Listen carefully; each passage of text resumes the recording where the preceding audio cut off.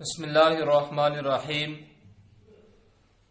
اللہ تبارک و تعالی نے قرآن پاک میں ارشاد فرمایا، شہر رمضان الذی انزل فیہ القرآن ھدی للناس، کہ رمضان کا وہ مہینہ جس میں قرآن پاک اتارا گیا لوگوں کی ہدایت کے واسطے۔ دوسری جگہ اللہ نے ارشاد فرمایا، ذالک الکتاب لا ریب فیہ ھدی للمتقین، کہ اس کتاب میں کوئی شک و شبہے کی گنجائش نہیں ہے، یہ پرہیزگاروں کے لیے ہدایت ہے۔ ان دونوں آیتوں سے ثابت ہو گیا کہ قرآن پاک کتاب ہدایت ہے۔ البتہ ایک جگہ یہ کہا گیا یہ لوگوں کے لیے ہدایت ہے، دوسری جگہ یہ کہا گیا یہ متقی اور پرہیزگار لوگوں کے لیے ہدایت ہے۔ بظاہر تعارض ہے، کیونکہ لوگوں کا مطلب یہ ہوا کہ یہ سب کے لیے ہدایت ہے، نیک بختوں کے لیے بھی، بد بختوں کے لیے بھی، کافروں کے لیے بھی، مسلمانوں کے لیے بھی۔ اور جہاں پر یہ کہا گیا کہ یہ پرہیزگاروں کے لیے ہدایت ہے، اس کا صاف مطلب ہے کہ یہ مسلمانوں کے لیے اور ان میں بھی جو پرہیزگار ہیں ان کے لیے ہدایت ہے۔ تو وہ الگ بات ہے کہ تقوی کے کئی درجات ہیں، لیکن یہ کوئی لفظی یا یہ کوئی حقیقی تعارض نہیں ہے، صرف ظاہری اور لفظی تعارض ہے۔ اس کا جواب یہ ہے کہ جہاں پر یہ کہا گیا کہ قرآن پاک لوگوں کے لیے ہدایت ہے، اس سے مراد یہ ہے کہ یہ اپنے اصل کے اعتبار سے انسانیت کی ہدایت کے لیے اتارا گیا، کہ اس کو پڑھ کر کے انسانیت ہدایت حاصل کرے۔ اور جہاں پر یہ کہا گیا کہ یہ پرہیزگار لوگوں کے لیے ہدایت ہے، وہاں پر مراد یہ ہے کہ اس کی ہدایت سے نفع اٹھانے والے یا فائدہ حاصل کرنے والے صرف پرہیزگار ہیں۔ تو یہ کوئی حقیقی تعارض نہیں ہے۔ ہاں، کچھ لوگ یہ بھی کہتے ہیں کہ بہت سے لوگ قرآن پاک پڑھ کر کے ہدایت پا جاتے ہیں، بہت سے لوگ قرآن پاک پڑھ کر کے گمراہ ہو جاتے ہیں۔ میں سمجھتا ہوں یہ نظریہ کافی حد تک درست نہیں ہے، یہ بات قابل تسلیم نہیں ہے۔ یہ تو ٹھیک ہے کہ لوگ قرآن پاک پڑھ کر کے ہدایت پا جاتے ہیں، لیکن یہ بالکل ٹھیک نہیں ہے کہ لوگ قرآن پاک پڑھ کر کے گمراہ ہو جاتے ہیں، اس لیے کہ قرآن پاک یہ کتاب ہدایت ہے، یہ لوگوں کی ہدایت رہنمائی کے لیے اتاری گئی۔ اگر اسی کو پڑھ کر کے لوگ گمراہ ہونے لگے تو پھر اس کے ہدایت کا کیا معنی رہ جائے گا؟ ہاں، جو لوگ یہ بات کرتے ہیں وہ بھی ایک دلیل پیش کرتے ہیں، جو یہ کہتے ہیں کہ قرآن پاک پڑھ کر کے لوگ گمراہ ہوتے ہیں، وہ بھی قرآن پاک کے ایک آیت سے استدلال کرتے ہیں، لیکن میں وہ آیت اور اس کا پس منظر آپ کو بتاتا ہوں تو خود ہی پتہ چل جائے گا کہ ان کا وہ استدلال ٹھیک ہے یا غلط۔ قرآن پاک میں اللہ نے ارشاد فرمایا، یضل بہ کثیرا ویہدی بہ کثیرا۔ لوگ اس کا ترجمہ کرتے ہیں کہ اس کے ذریعے، یعنی قرآن پاک کے ذریعے بہت سے لوگ گمراہ ہو جائیں گے اور بہت سے لوگ اس کے ذریعے ہدایت پا جائیں گے۔ سب سے پہلی بات تو یہ ہے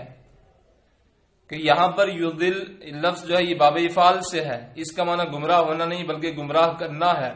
اور یہدی کا معنی ہدایت حاصل کرنا نہیں بلکہ ہدایت دینا۔ تو اب اس کا مطلب یہ ہوگا اس کے ذریعے اللہ بہت ساروں کو گمراہ کرتا ہے اور بہت ساروں کو ہدایت دیتا ہے۔ دوسری چیز ہمارے سامنے یہ آتی ہے کہ یہاں پر بھی میں جو ہا ضمیر ہے اس کا مرجع کیا ہے؟ تو اگر ہم پیچھے جائیں گے، تھوڑا سا پیچھے غور کریں گے تو ہمیں سمجھ میں آ جائے گا کہ اس کا مرجع قرآن پاک نہیں ہے بلکہ مثل ہے۔ اللہ تبارک و تعالی نے قرآن پاک میں کفار کے معبودان باطلہ کی بے بسی کو بتانے کے لیے کبھی مچھر کی مثل بیان فرمائی، کبھی مکھی کی مثل بیان فرمائی کہ یہ معبودان باطلہ ایسے ہیں کہ اگر مکھی بیٹھ جائے تو اڑا نہیں سکتے، یا مکھی کوئی چیز چھین لے تو یہ واپس نہیں لے سکتے۔ اس طریقے سے مکھی اور مچھر کی مثالیں قرآن پاک میں موجود ہیں۔ تو جب مچھر کی مثل بیان فرمائی تو اس کے بارے میں اللہ نے فرمایا، وَأَمَّا الَّذِينَ كَفَرُوا فَيَقُولُونَ مَاذَا أَرَادَ اللَّهُ بِهَذَا مَثَلًا، کہ رہے وہ جو کافر ہوئے جنہوں نے کفر کیا، وہ کہتے ہیں اللہ نے اس مثل سے کیا مراد لیا ہے، یعنی اللہ نے مچھر کی مثل بیان فرمائی، اس سے اللہ کی کیا مراد ہے، اللہ اس میں کیا ارشاد فرمانا چاہتا ہے، اس مثل سے اللہ کا کیا مقصود ہے؟ تو اللہ نے فرمایا، یضل بہ کثیرا ویہدی بہ کثیرا، کہ اللہ اس کے ذریعے بہت ساروں کو گمراہ کرتا ہے، اس مثل کے ذریعے وہ بہت ساروں کو ہدایت دیتا ہے۔ یعنی مثل جو ہوتی ہے یہ تقریب فہم کے لیے ہوتی ہے، کسی چیز کو محسوس انداز میں سمجھانے کے لیے مثل یا کہاوت بیان کی جاتی ہے، تو یہ مثل اللہ نے بیان فرمائی۔ اب اسی مثل کی جس کو سمجھ آ جائے تو وہ ہدایت پا جاتا ہے، اور جس کو سمجھ میں نہ آئے تو وہ گمراہ ہو جاتا ہے۔ تو یہاں پر بہی میں ہا ضمیر کا مرجع مثل ہے، قرآن پاک نہیں ہے۔ لہٰذا یہ کہنا کہ اللہ قرآن پاک کے ذریعے بہت ساروں کو گمراہ کرتا ہے اور بہت ساروں کو ہدایت دیتا ہے، یا بہت سے لوگ قرآن پاک کے ذریعے گمراہ ہو جاتے ہیں، یہ نظریہ ٹھیک نہیں ہے۔ دوسرا پہلو تو ٹھیک ہے کہ قرآن پاک پڑھ کر کے لوگ ہدایت پاتے ہیں، کیونکہ قرآن پاک ہے ہی کتاب ہدایت، یہ لوگوں بلکہ انسانیت کی ہدایت کے لیے اتارا گیا۔ ہاں، ایک بات آپ کے ذہن میں یہ بھی خلجان پیدا کر رہی ہوگی کہ ہم دیکھتے ہیں بہت سے لوگ قرآن پاک پڑھتے ہیں، تفسیر بھی جانتے ہیں، ترجمہ بھی جانتے ہیں، مدارس میں قرآن پاک کا درس بھی دیتے ہیں، اس کے باوجود وہ ہدایت پر نہیں ہوتے ہیں۔ تو اس کا جواب میں یہ دوں کہ وہ پہلے سے گمراہ تھے، ان کو ایسا نہیں ہے کہ انہوں نے قرآن پڑھا، قرآن پڑھنے کے بعد میں وہ گمراہ ہوئے، وہ پہلے سے گمراہ تھے، ان کو ہدایت نصیب ہی نہیں ہوئی۔ قرآن پاک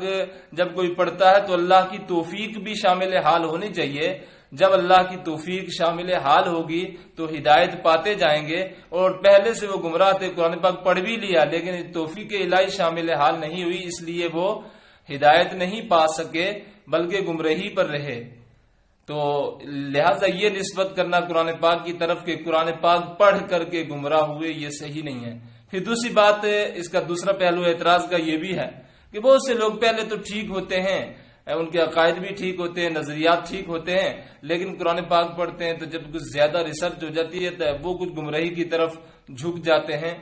تو میں یہ کہتا ہوں کہ یہاں پر بھی ہمیں نسبت گمراہی کی قرآن کی طرف نہیں کرنی ہے، بلکہ یہ کہیں گے کسی خارجی امر کی وجہ سے، کسی دوسری چیز کی وجہ سے اس کے ذہن کے اندر وسوسے آئے،